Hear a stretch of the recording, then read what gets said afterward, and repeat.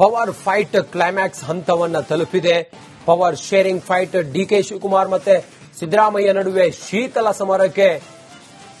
ಶೀತಲ ಸಮರಕ್ಕೆ ನಾಂದಿ ಹಾಡಿತ್ತು. ಆದರೆ ಇದು ಈಗ ಅಂತಿಮ ಹಂತಕ್ಕೆ ಬಂದು ನಿಂತಿದೆ. ಕಡೆಗೂ ಕೂಡ ಕುರ್ಚಿ ಕದನ ಅಖಾಡವನ್ನ ಹೈಕಮಾಂಡ್ ಪ್ರವೇಶ ಮಾಡಿದೆ. ರಿಪಬ್ಲಿಕ್ ಕನ್ನಡದಲ್ಲಿ ಮೆಗಾ ಎಕ್ಸ್ಕ್ಲೂಸಿವ್ ಸುದ್ದಿ. ಡಿಕೆ ಶಿವಕುಮಾರ್ ಮತ್ತೆ ಸಿದ್ದರಾಮಯ್ಯ ನಡುವಿನ ಪವರ್ ಶೇರಿಂಗ್ ಫೈಟ್ ಇದೆಯಲ್ಲ, ಅದು ತಾರಕಕ್ಕೇರಿತ್ತು. ಶೀತಲ ಸಮರದಲ್ಲಿ ಡಿಕೆ ಶಿವಕುಮಾರ್ ಸಿದ್ದರಾಮಯ್ಯ ಬೇರೆ ರೀತಿಯಲ್ಲಿ ಲಾಬಿ ಮಾಡಿದ್ರು ಹೈಕಮಾಂಡ್ ಮುಂದೆ. ಅವರ ಬಣಗಳು ಸೃಷ್ಟಿಯಾಗಿದ್ದು, ಸಿದ್ದರಾಮಯ್ಯ ಮುಖ್ಯಮಂತ್ರಿ ಆಗಬೇಕು ಅಂತ ಹೇಳಿ ಸಿದ್ದರಾಮಯ್ಯ ಅವರ ಬೆಂಬಲಿಗರು ಫೈಟ್ ಮಾಡ್ತಾ ಇದ್ರೆ, ಒತ್ತಡ ಹಾಕ್ತಾ ಇದ್ರೆ, ಡಿಕೆ ಶಿವಕುಮಾರ್ ಮುಖ್ಯಮಂತ್ರಿ ಆಗಬೇಕು ಅಂತ ಹೇಳಿ ಅವರ ಬೆಂಬಲಿಗರೆಲ್ಲರೂ ಕೂಡ ಡೆಲ್ಲಿವರೆಗೂ ಕೂಡ ಹೋಗಿದ್ರು. ಅದೆಲ್ಲದರ ಹೊರತಾಗಿ ಹೈಕಮಾಂಡ್ ಈಗ ಮಧ್ಯಪ್ರವೇಶ ಮಾಡಿ ಇದೆಲ್ಲವನ್ನು ಕೂಡ ಸರಿಪಡಿಸುವಂತಹ ತೀರ್ಮಾನ ಮಾಡದಂಗೆ ಕಾಣಿಸ್ತಾ ಇದೆ. ಹೈಕಮಾಂಡ್ ಎಂಟ್ರಿ ಆಗತ್ತಾ?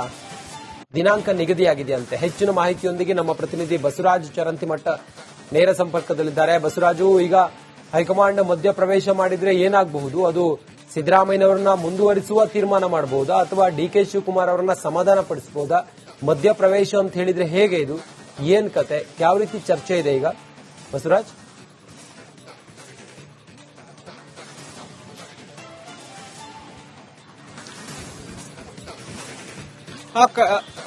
ರಂಜಿತ್, ರಾಜ್ಯದಲ್ಲಿ ಇದ್ದಿರ್ತಕ್ಕಂತಹ ಪವರ್ ಶೇರಿಂಗ್ ವಿಚಾರವಾಗಿ ಗೊಂದಲವನ್ನು ತೆರೆ ಎಳೆಯಬೇಕಾದ್ರೆ ಕಾಂಗ್ರೆಸ್ ಹೈಕಮಾಂಡ್ ಮಧ್ಯಪ್ರವೇಶ ಮಾಡಬೇಕಾದಂತ ಅನಿವಾರ್ಯತೆ ಇದೆ. ರಾಹುಲ್ ಗಾಂಧಿ ಅವರು ದೇಶದಲ್ಲಿ ಇರಲಿಲ್ಲ, ವಿದೇಶಕ್ಕೆ ಹೋಗಿದ್ರು. ಅವರು ಬಂದ ನಂತರ ಇದಕ್ಕೆಲ್ಲಕ್ಕೂ ತೆರೆ ಎಳೆಯಲಾಗುತ್ತೆ ಅನ್ನುವಂತ ಒಂದಷ್ಟು ಮಾಹಿತಿಗಳು ಲಭ್ಯ ಆಗ್ತಾ ಇದ್ವು. ಅವರು ನಿನ್ನೆ ದೆಹಲಿಗೆ ಆಗಮಿಸಿದ್ದಾರೆ ಅನ್ನುವಂತ ಮಾಹಿತಿ ಬಂದ ಬಳಿಕ ಒಂದಷ್ಟು ನಾಯಕರನ್ನ ಕರೆಸಿಕೊಂಡು ಮಾತಾಡುವಂತ ಕೆಲಸವನ್ನ ರಾಹುಲ್ ಗಾಂಧಿ ಅವರು ಮಾಡಿದ್ದಾರೆ. ಬಹಳ ಪ್ರಮುಖವಾಗಿ ಬಿಕೆ ಹರಿಪ್ರಸಾದ್ ಅವರ ಜೊತೆ ಚರ್ಚೆ ಮಾಡಿದ್ದಾರೆ, ಪ್ರಿಯಾಂಕ್ ಖರ್ಗೆ ಜೊತೆ ಚರ್ಚೆ ಮಾಡಿದ್ದಾರೆ. ಇಂದು ಸಂಜೆ ಮಲ್ಲಿಕಾರ್ಜುನ್ ಖರ್ಗೆ ಅವರ ಜೊತೆಗೂ ಚರ್ಚೆ ಮಾಡೋರಿದ್ದಾರೆ. ಇನ್ನು ಉಳಿದಂತೆ ಇನ್ನಷ್ಟು ರಾಜಕೀಯ ರಾಜ್ಯದವರ ನಾಯಕರ ಜೊತೆ ಒಂದಷ್ಟು ಚರ್ಚೆ ಮಾಡುವಂತ ಸಾಧ್ಯತೆಗಳಿದಾವೆ ಮತ್ತು ಅವರದೇ ಸೋರ್ಸ್ಗಳ ಮೂಲಕ ಒಂದಷ್ಟು ಮಾಹಿತಿಗಳನ್ನು ಸಂಗ್ರಹ ಮಾಡ್ಕೊಳ್ತಾ ಇದ್ದಾರೆ ರಾಹುಲ್ ಗಾಂಧಿ ಅವರು. ಇದಾದ ಬಳಿಕ ಒಂದು ಸಂಧಾನ ಸೂತ್ರವನ್ನು ಹೆಣಿಲೇಬೇಕಾದಂತ ಅನಿವಾರ್ಯತೆ ಇದೆ. ಯಾಕಂದ್ರೆ ಒಂದ್ ಕಡೆ ಡಿಸಿಎಂ ಆಗಿರ್ತಕ್ಕಂಥ ಡಿಕೆ ಶಿವಕುಮಾರ್ ಅವರು ನಾನು ಸಿಎಂ ಆಗಲೇಬೇಕು, ಅದನ್ನ ಅಧಿಕಾರ ಹಂಚಿಕೆ ಅನ್ವಯ ನನ್ನನ್ನ ಸಿಎಂ ಮಾಡಲೇಬೇಕು ಅನ್ನೋ ಒಂದು ಪಟ್ಟನ್ನು ಹಾಕೊಂಡು ಕೂತಿರ್ತಕ್ಕಂಥದ್ದು.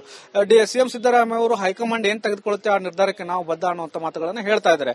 ಹೀಗಾಗಿ ಈ 2.5 ವರ್ಷದ ಹಿಂದೆ ಆಗಿರ್ತಕ್ಕಂಥ ಶಾಸಕಾಂಗ ಪಕ್ಷದ ಸಭೆಯಲ್ಲಿ ಸಿಎಂ ಆಯ್ಕೆ ಅದು ಬಹಳ ಜಟಿಲ ಆಗಿ ಕೂತಿರ್ತಕ್ಕಂಥದ್ದು. ಈ ಸಂದರ್ಭದಲ್ಲಿ ಈಗ ಇದನ್ನು ಹೀಗೆ ಬಿಟ್ಟರೆ ಮುಂದೆ ಪಕ್ಷಕ್ಕೂ ಆಲ್ರೆಡಿ ಮುಜುಗರ ಆಗ್ತಾ ಇದೆ, ಸರ್ಕಾರಕ್ಕೂ ಕೂಡ ಒಂದು ರೀತಿಯಲ್ಲಿ ಹಿನ್ನಡೆ ಆಗ್ತಾ ಇದೆ. ಇದು ದಿನದಿಂದ ದಿನಕ್ಕೆ ಬೆಳೆದುಕೊಂಡು ಹೋಗುವಂತ ಲೆಕ್ಕಾಚಾರಗಳು ಸದ್ಯಕ್ಕೆ ಕಾಣಿಸ್ತಾ ಇದ್ದಾವೆ. ಆದ್ರಿಂದ ದೆಹಲಿಗೆ ಆಗಮಿಸಿರುವಂತಹ ರಾಹುಲ್ ಗಾಂಧಿ ಅವರು ಈಗಾಗಲೇ ಮಾಹಿತಿಯನ್ನು ಸಂಗ್ರಹ ಮಾಡ್ತಾ ಇದ್ದಾರೆ.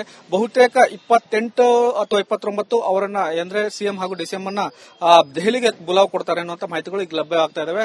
ಈ ಬಗ್ಗೆ ಈಗಾಗಲೇ ಎಐಸಿಸಿ ಮಟ್ಟದಲ್ಲೂ ಕೂಡ ಚರ್ಚೆಗಳು ಕೂಡ ಆರಂಭ ಆಗಿದ್ದಾವೆ. ಇವು ಸಿಎಂ ಹಾಗೂ ಡಿಸಿಎಂಗೆ ಬುಲಾವ್ ಕೊಟ್ಟು ದೆಹಲಿಗೆ ಕರೆಸಿಕೊಂಡು ಒಂದು ಸಂಧಾನ ಸೂತ್ರವನ್ನು ಹೆಣೆಯುವಂತದ್ದು. 2.5 ವರ್ಷಕ್ಕೆ ನಾವು ಮಾತನಾಡ್ತೇವೆ ಅನ್ನುವಂಥದ್ದು ಈಗ ಕೂತ್ ಮಾತಾಡೋಣ. ಈ ತರ ಪಕ್ಷ ಸಂದಿಗ್ಧ ಸ್ಥಿತಿಯಲ್ಲಿದೆ. ಓಕೆ, ಥ್ಯಾಂಕ್ ಯು ನಿಮ್ಮೆಲ್ಲ ಮಾಹಿತಿಗಾಗಿ ಬಸವರಾಜ್. ಪವರ್ ಫೈಟ್ ಕ್ಲೈಮ್ಯಾಕ್ಸ್ ಹಂತವನ್ನ ತಲುಪಿದೆ. Power sharing fight DK Shivakumar ಮತ್ತೆ ಸಿದ್ದರಾಮಯ್ಯ ನಡುವೆ ಶೀತಲ ಸಮರಕ್ಕೆ ನಾಂದಿ ಹಾಡಿತ್ತು. ಆದರೆ ಇದು ಈಗ ಅಂತಿಮ ಹಂತಕ್ಕೆ ಬಂದು ನಿಂತಿದೆ. ಕಡೆಗೂ ಕೂಡ ಕುರ್ಚಿ ಕದನ ಅಖಾಡವನ್ನ ಹೈಕಮಾಂಡ್ ಪ್ರವೇಶ ಮಾಡಿದೆ. ರಿಪಬ್ಲಿಕ್ ಕನ್ನಡದಲ್ಲಿ ಮೆಗಾ ಎಕ್ಸ್ಕ್ಲೂಸಿವ್ ಸುದ್ದಿ. ಡಿಕೆ ಶಿವಕುಮಾರ್ ಮತ್ತೆ ಸಿದ್ದರಾಮಯ್ಯ ನಡುವಿನ ಪವರ್ ಶೇರಿಂಗ್ ಫೈಟ್ ಇದೆಯಲ್ಲ, ಅದು ತಾರಕಕ್ಕೇರಿತ್ತು. ಶೀತಲ ಸಮರದಲ್ಲಿ ಡಿಕೆ ಶಿವಕುಮಾರ್ ಸಿದ್ದರಾಮಯ್ಯ ಬೇರೆ ರೀತಿಯಲ್ಲಿ ಲಾಬಿ ಮಾಡಿದ್ರು ಹೈಕಮಾಂಡ್ ಮುಂದೆ. ಅವರ ಬಣಗಳು ಸೃಷ್ಟಿಯಾಗಿದ್ದು, ಸಿದ್ದರಾಮಯ್ಯ ಮುಖ್ಯಮಂತ್ರಿ ಆಗಬೇಕು ಅಂತ ಹೇಳಿ ಸಿದ್ದರಾಮಯ್ಯ ಅವರ ಬೆಂಬಲಿಗರು ಫೈಟ್ ಮಾಡ್ತಾ ಇದ್ರೆ, ಒತ್ತಡ ಹಾಕ್ತಾ ಇದ್ರೆ, ಡಿಕೆ ಶಿವಕುಮಾರ್ ಮುಖ್ಯಮಂತ್ರಿ ಆಗಬೇಕು ಅಂತ ಹೇಳಿ ಅವರ ಬೆಂಬಲಿಗರೆಲ್ಲರೂ ಕೂಡ ಡೆಲ್ಲಿವರೆಗೂ ಕೂಡ ಹೋಗಿದ್ರು. ಅದೆಲ್ಲದರ ಹೊರತಾಗಿ ಹೈಕಮಾಂಡ್ ಈಗ ಮಧ್ಯಪ್ರವೇಶ ಮಾಡಿ ಇದೆಲ್ಲವನ್ನು ಕೂಡ ಸರಿಪಡಿಸುವಂತಹ ತೀರ್ಮಾನ ಮಾಡದಂಗೆ ಕಾಣಿಸ್ತಾ ಇದೆ. ಹೈಕಮಾಂಡ್ ಎಂಟ್ರಿ ಆಗತ್ತಾ? ದಿನಾಂಕ ನಿಗದಿಯಾಗಿದೆಯಂತೆ. ಹೆಚ್ಚಿನ ಮಾಹಿತಿಯೊಂದಿಗೆ ನಮ್ಮ ಪ್ರತಿನಿಧಿ ಬಸವರಾಜ್ ಚರಂತಿಮಠ ನೇರ ಸಂಪರ್ಕದಲ್ಲಿದ್ದಾರೆ. ಬಸವರಾಜು, ಈಗ ಹೈಕಮಾಂಡ್ ಮಧ್ಯಪ್ರವೇಶ ಮಾಡಿದ್ರೆ ಏನಾಗಬಹುದು? ಅದು ಸಿದ್ದರಾಮಯ್ಯನವರನ್ನ ಮುಂದುವರಿಸುವ ತೀರ್ಮಾನ ಮಾಡಬಹುದಾ ಅಥವಾ ಡಿಕೆ ಶಿವಕುಮಾರ್ ಅವರನ್ನ ಸಮಾಧಾನ ಪಡಿಸಬಹುದಾ? ಮಧ್ಯಪ್ರವೇಶ ಅಂತ ಹೇಳಿದ್ರೆ ಹೇಗೆ ಇದು? ಏನ್ ಕತೆ? ಯಾವ ರೀತಿ ಚರ್ಚೆ ಇದೆ ಈಗ ಬಸವರಾಜ್?